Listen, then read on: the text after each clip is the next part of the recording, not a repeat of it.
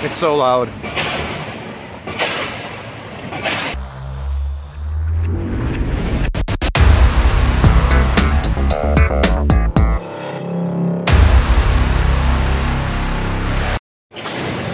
Hey.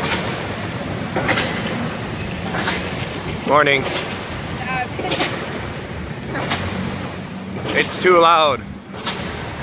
I'm walking Miranda to work. And then after, I'm gonna go to work. And I'll explain while I'm doing this video. See ya. Hey guys, so I just got back. I got something in my throat. But I did have some coffee a little bit, so I'm feeling a little bit more better. That doesn't even make sense, more better. I feel better. But I want to recap what I've been doing. If you guys follow my Instagram, Gain City Athletics, if you follow Facebook, Gain City Athletics, or even Twitter, you know that I'm doing my competition next couple of weeks. But I want to give everybody just a physique update. I see a lot of people in the gym industry that you really don't give physique updates. As much as they should, because I know that they have a little bit more body fat, but I'm not really worried about it. So I'll show you. So what you can see is I have a little bit of body fat for sure. But again, I'm 8.5 weeks out. That's my abs, but I'm holding as much as I can. Okay, so what I told you is that I am 8.5 weeks away. I feel pretty good. Miranda, again, is going to be doing my macros and my nutrition, so you'll see her a little bit more. I'll be actually going out and weightlifting with a little bit more of my friends. I feel like it just gives me a little bit more focus and a little bit more energy when I'm not as distracted. But I've heard a lot of questions too. When you're aiming for a competition, you just need to understand that you have to be humble to yourself and you have to be humble to others. It takes a lot of self-discipline. You have to cut out a lot of things that you are usually most promising you just loving, which is of course food, drinking, things like that. So if you guys are ever thinking about doing a competition, of course please message me. We can always just talk, and we've of course talked to future competitors, and people are just thinking about it, and I think that's a really nice way to go into a competition. I feel that when I did it my first time, I had really good support. Family, friends completely supported it and gave me the little extra motivation to do it. So I'm going to go to work right now, and then I'll catch up with you guys later. Look at this shadow. Look at this. Yeah. Oh, there's a nice shadow here. Maybe I should take a picture. I can go to work, and then I'll catch you guys later.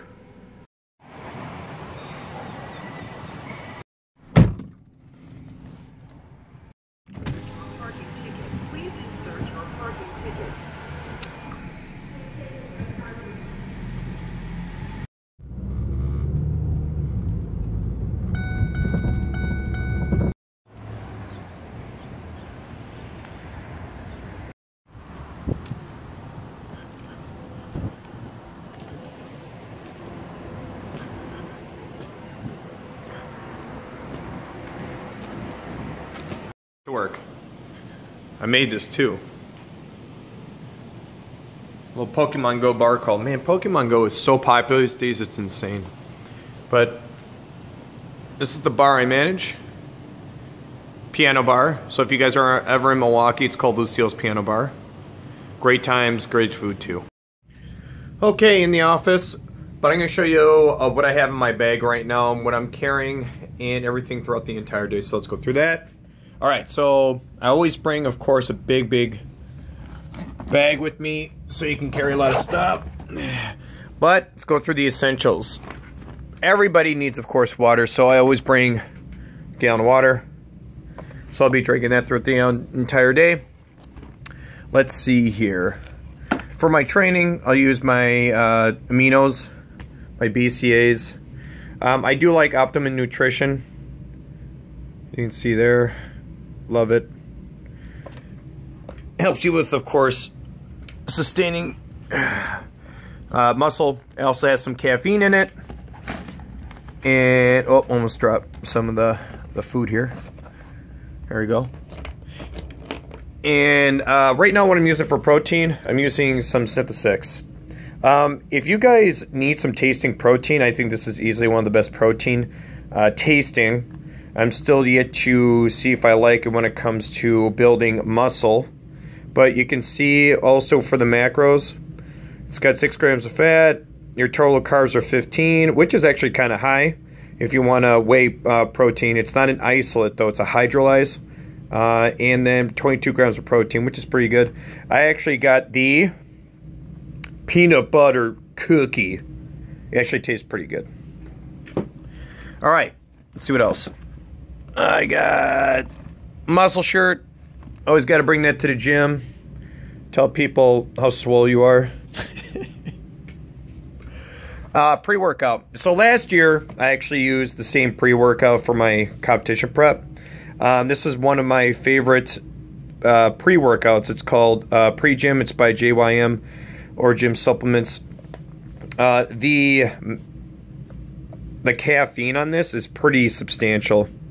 So you can see right here too, on the right hand side it says caffeine, right in the bottle of the betas. So you have 300 milligrams. That's a lot of caffeine. So if you guys are trying it for the first time, just understand how crazy the caffeine is. I would use half a scoop, but there's a lot of benefits to this supplement. You have 6 grams of your BCAAs, 6 grams of your citrulline malate, your 2 grams of creatine, and then again too, you have like a lot of beta-alanine, which I have experienced on all the pre-workouts I've tried, even, you know, the big ones, that my workouts are so much better. I feel more focused, and I feel that my energy is just amazing throughout the entire workout.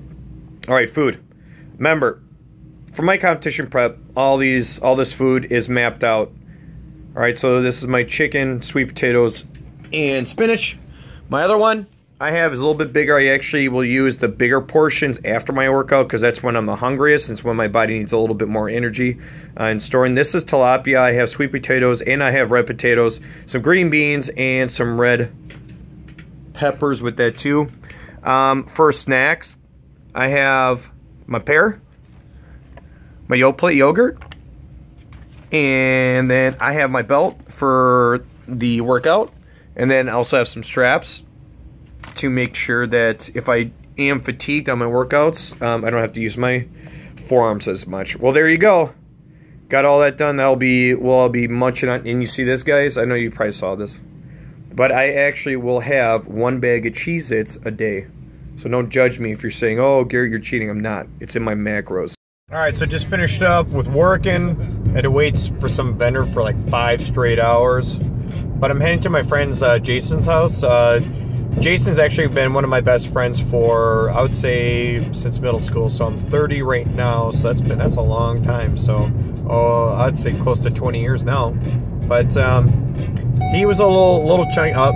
I am now. I'm not wearing my seatbelt, so you guys know I'm guilty. But he lost a lot of weight. He was a little bit bigger when growing up, but once our friends started lifting a little bit more seriously, he got into it, and my goodness, he's probably lost 70, 80 pounds, maybe in the triple digits. I'm not sure, but he looks fantastic. He's still, of course, grinding with us, and I'm gonna work out with him. He lives in my hometown, Mequon, so we're gonna go over there and we're gonna lift with him. Rusty. He's like, hey, you got sausage, man? Oh, Tipsy. So let's go to the Y. No. Yeah. Why? Get it? Wait, Tipsy. Tipsy! So, use my gallon of water, put in the pre-workout. Jason actually has a different type of pre-workout. I think he uses C4. Let's check his bin of supplements. Let's see here. Well, he's got the aminos for BCN. I think he uses C4. And this looks brand new. This is pretty sweet. I'll have to try this out. This is the Y, but big space, but you have to be quiet.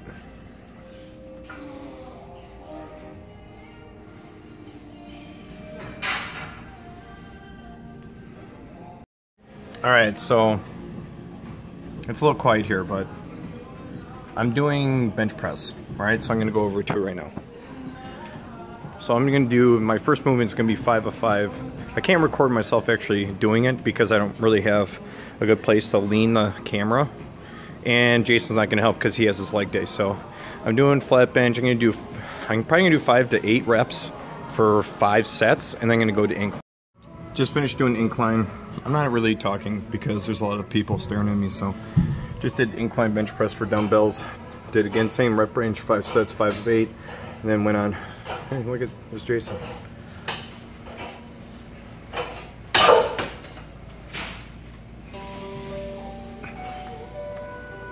Gary, is this for Gain City athletes? No, it's athletic. Gain City athlete like Bergman? Alright, so I just finished with my workout. Did a lot of chest, but I didn't feel like filming a lot just because it was really busy and it was getting a little awkward too. There was a little bit of people just kind of looking. So I'm going to eat right now. I also have my protein shake. You can see right there. And there's some dogs that want to get in on the peak. But I'm going to eat that. Then I'm going to go home, kind of rest and relax, play some video games, and just eat probably another couple hours. Good morning. It is Friday the 29th, about 8:30. But I want to touch base on a little bit of a conversation I had with just someone yesterday. It's about 2 things. One, I'm thinking about doing a competition, and 2, I would like to do more in fitness. If you want to compete, you have to understand that there's 3 different notions that you have to understand going into a competition. The first one is time. Time is everything when it comes to competing. It has to be completely dedicated to when you wake up to when you go to bed. Time is everything when it comes to competing. You have to have everything mapped out. So whether it's going to the gym, you know, doing of course your workouts, leaving, eating, because again, eating is the most crucial part to a competition, and then also making sure you're being consistent. I remember the last 4 weeks, I was in the gym 3 times a day, and that's time management. You know, if you're in a 9-to-5 job and you think that you can do this, it's going to be very exhausting, and that's going to be a lot. It's going to be tough. So you need to have people around you that are going to support you. And if you're going to be doing it, make sure you're doing it for the right reasons. The second thing that I'm going, you know, that was kind of, is just effort. You know, effort is just so key. I remember I had to sacrifice a lot of things going into a competition. You know, if you like going out with your friends and drinking, and which is not bad at all, but if you like drinking, you like eating, going on to restaurants, things like that, you can't do that anymore. You just can't. And those are the sacrifices that you need to understand. And it's probably the biggest one is lifestyle. Lifestyle is the biggest change I think that you're going to have to face. If you want to go into it 100%, then your lifestyle automatically switches. So with me, I like, you know, eating. I like going out. I like spending time with friends and family. You have to actually limit yourself on doing that. You have to surround your people. You have to surround yourself around people that understand what you're doing. It's not a bad thing to do. You're not trying to make them angry. You're not trying to make them feel judgmental. It's a very selfish sport.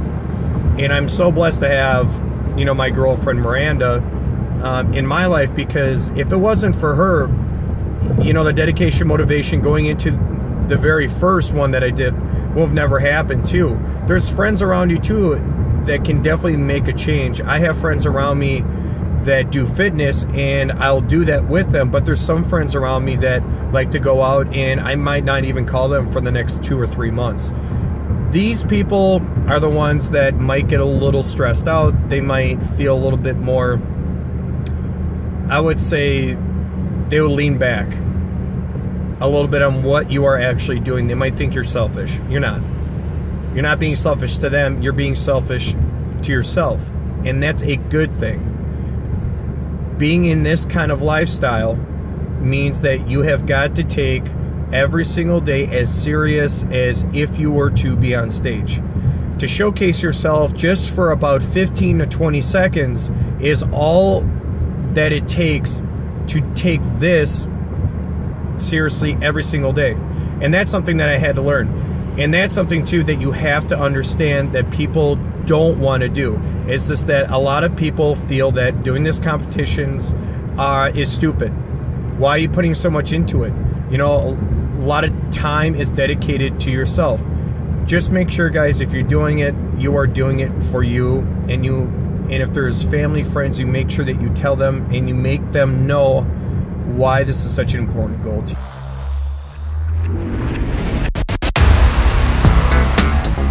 you.